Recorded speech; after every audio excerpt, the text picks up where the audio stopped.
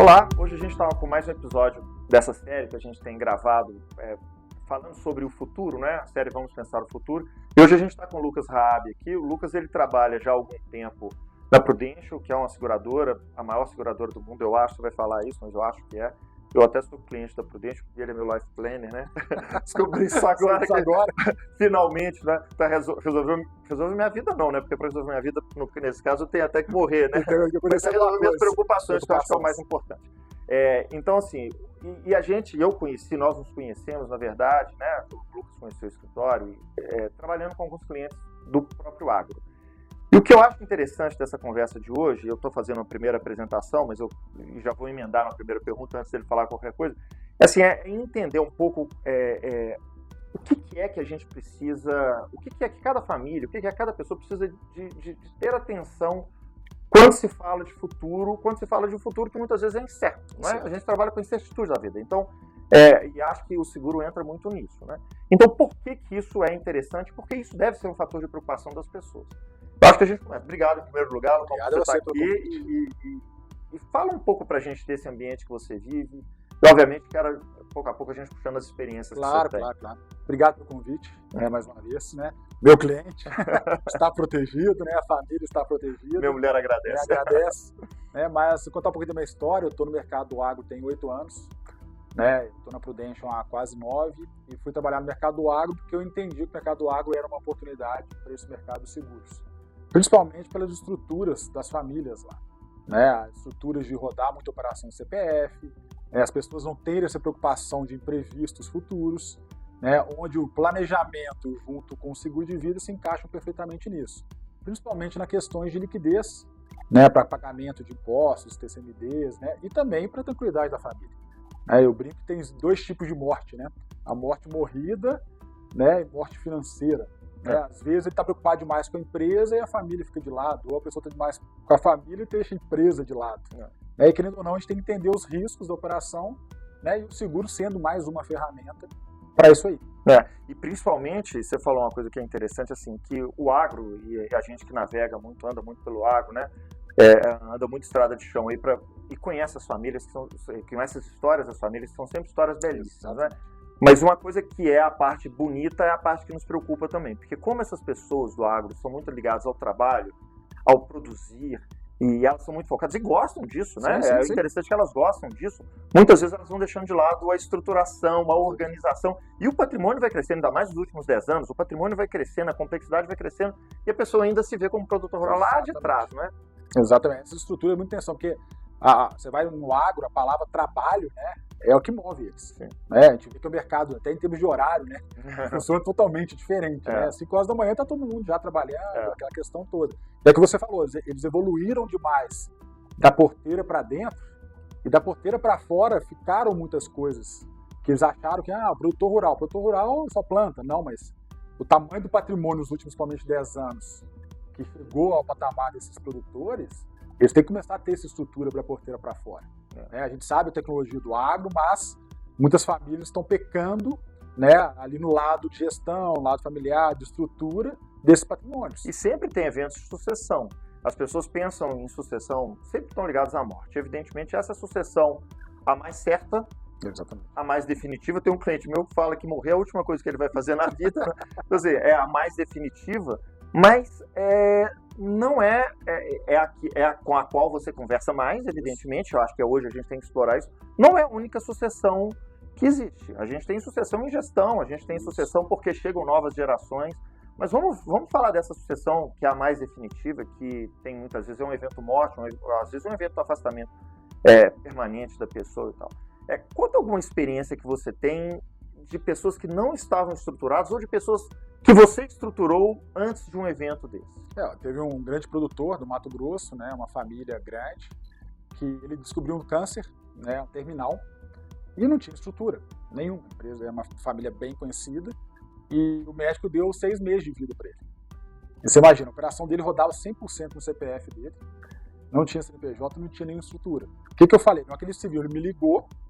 Falei, cara, vamos organizar agora essa questão patrimonial sua em vida. Você tem 6 meses para tentar organizar o máximo possível para tentar minimizar os impactos da sua falta. Você vai morrer. né? E aí a gente conseguiu fazer um monte de estruturas para ele, para organizar isso. Ele já era cliente da seguradora, que trouxe uma liquidez para ele perante a doença, que também trouxe uma tranquilidade financeira para ele fazer essas estruturas, porque ele estava sem caixa naquele momento, que ele tinha acabado de comprar uma terra, então ele estava com caixa vazio. Né? E, para a sorte dele também, ele durou 1 ano. E graças a Deus, esse 1 ano a gente conseguiu tirar muita questão da organização patrimonial dele perante a família, né, minimizando o impacto da morte dele. Né, que se ele tivesse morrido ali com 1, 2 meses, talvez hoje o negócio dele estaria, né, abalado. Porque queima patrimônio, né? Demais patrimônio. É o caso clássico que a gente viu, eu até gravei com o Léo aqui há pouco tempo falando sobre isso, que é o caso clássico da Samsung, isso. Né? 6 bilhões de dólares, né? de imposto. Claro que no Brasil ainda o imposto não é tão alto assim, apesar das várias ameaças, né? Ele ainda não é tão alto assim, mas sempre é um imposto importante, né? Para famílias muito engeneradas. Exatamente. A gente vê vários exemplos, né, de famosos, né? Tive aí Gugu liberado numa briga, entendeu? Chico Anísio em briga. Então a gente acha que uma Samsung, que é uma empresa gigantesca, tá tudo organizado. Uhum. Aí você vê a morte do patriarca ali, né, acontecendo e a conta chegando. Então tem 2 contas certezas que vão chegar, o imposto e a morte. Exatamente. Isso um dia vai chegar. E aí a gente tem que estar planejado para isso. Assim, eu imagino que a pessoa fazendo um planejamento do seu próprio patrimônio, fazendo um planejamento da sucessão. Ok, isso a gente já falou aqui várias vezes, isso é normal. Fazendo, obviamente, também, estruturando a gestão. Ok, isso é uma coisa importante também. E a gente tem agregado nessa conversa sempre, acho que isso é importante, pensar em como desenvolver estruturas que tenham a ver com seguro, seja por questão de morte, seja por questão de uma sucessão não esperada, porque tem isso também, não é?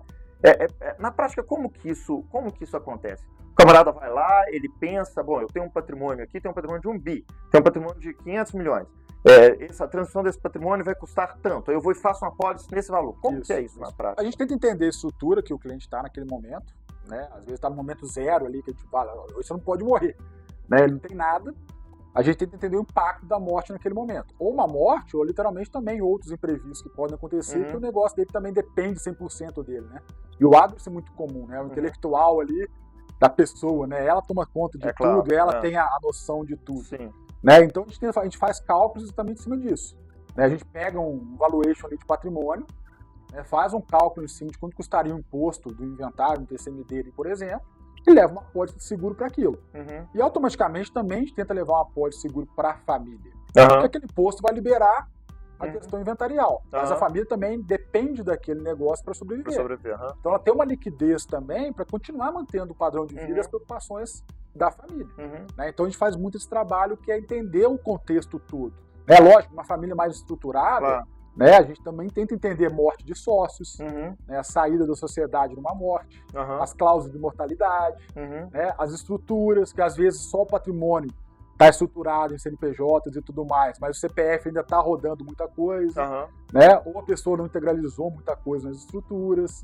Né, empresa de participação, SAs, por exemplo, a gente está pegando muito caso de SA, né, que as pessoas começaram a botar em conselho, votação de seguros para concessionárias dos acionistas, né, pessoas-chave dos negócios. Né, então, entra o seguro, entra num contexto de risco em qualquer operação. Né, gerente de fazenda, porque o dono da fazenda não vai na fazenda mais, praticamente. Às vezes ele tem muitas propriedades e não consegue em todas, né? Ele vai, visita uma vez por mês, tudo mais, mas o gerente é um dono. Ele é o braço direito do cara. E acontece uma coisa com o gerente, se pegar uma gripe e ficar 15 dias afastado. A fazenda não roda. Por que não fazer um seguro para aquela pessoa que tem responsabilidade perante o negócio? Né? Então a gente tenta entender um risco num contexto macro ali. E eu fico imaginando assim, a morte muitas vezes ela acontece, é aquilo que você falou, né? Às vezes ela vai avisando e você tem um tempo de se preparar, às vezes não, às vezes pega de surpresa. A gente tem inúmeros exemplos, né? Eu acho que talvez um dos mais conhecidos, pelo menos que mais impactou, foi do avião da Chapecoense, né? Um rapaz e ali de uma hora para outra não estavam mais aí. Neste caso específico, o que eu fico imaginando, que além do trauma, você ter ainda que conviver com a incerteza de como resolver financeiramente esse trauma pode ser. Ou seja, eu imagino, e me diga se é isso mesmo, a pessoa tem ali um seguro, ela tem um evento, vem a falecer, abre aquele processo de inventário normal, tem a apuração do patrimônio e, evidentemente, ali você tem que pagar o imposto respectivo.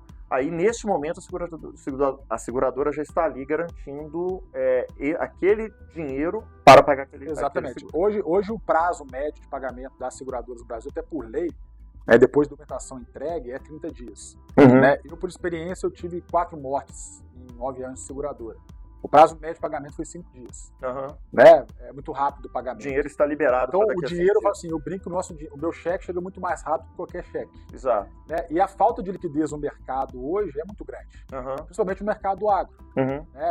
A pessoa está ali sempre alavancando para produzir, para comprar maquinário e tudo mais, mas o caixa dela às vezes está muito exposto. Uhum. Né? E numa falta de uma pessoa importante para o negócio, a falta de liquidez ela causa um transtorno absurdo. Tem muito patrimônio, mas não tem muito dinheiro, e aí? Exatamente. Aí você vai ver, putz, onde que eu vou procurar agora? Vou ter que vender o quê para injetar dinheiro aqui? Uhum. Né? Então eu brinco, o cheque de qualquer seguro ele sempre chega mais rápido do que qualquer outra alternativa. Uhum. Né? Porque vender, você vai ter que queimar, porque as pessoas sabem da situação, sim, claro. vão querer pagar menos por aquilo. Uhum. Né? Fora as travas que você tem judiciárias aí, que você vai ter que pedir liberação Exato. e tudo mais. Então o cheque ele é muito rápido. E aí traz um conforto. Você com dinheiro no caixa, você toma as decisões muito mais pautadas e certas. Naquilo, você não entra em desespero, né? Sabendo que vai receber o valor do seguro. Você gasta um dinheiro para poder ter ter uma grande tranquilidade num determinado momento. É que a gente transfere, né? A transferência de risco, né? Uhum. Você sabe que existe aquele risco.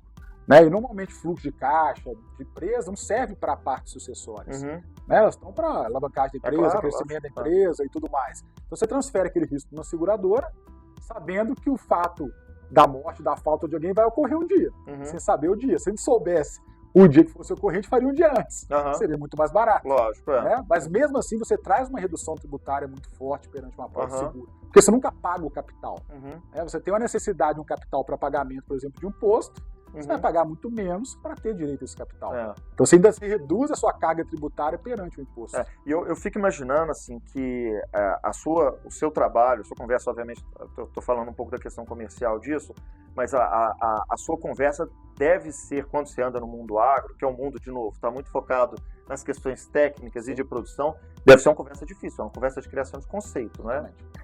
É uma parte, eu bem que eu tô lá, meu projeto lá começou, falei, vou ficar 10 anos aqui para tentar educar o pessoal do agro. Eu não vou sair vendendo seguro e falar que o cara vai morrer, eu não brinco, você vai morrer. Eu vou ficar, cara, você tem um risco, né? Você sabe qual é o seu risco. Se você quer assumir seu risco, quem sou eu para falar que você está errado? Seu negócio está dando certo, mas entenda que tudo que você construiu nesses 40 anos, nessas histórias que a gente escuta, né, das pessoas chegarem sem nada lá 40 anos atrás e hoje possuindo grandes patrimônios, você pode perder hoje, né, metade disso aqui ou até menos. Né? Então a gente tem que entender. Então o meu trabalho é educar primeiro as pessoas para eles entenderem por que lá fora isso é muito comum. Né? As pessoas contratarem apólice de seguro para pagamento disso, trazer uma tranquilidade. Porque você não sabe o fato quando vai ocorrer. Né? E aquele momento zero que você não pode vir a faltar, você sabe que você tem um seguro com uma tranquilidade. Ou um seguro que vai complementar 100%, ou um seguro que vai trazer 50% de tranquilidade. Mas você tem um momento de liquidez. E o pessoal do agro gosta de seguro.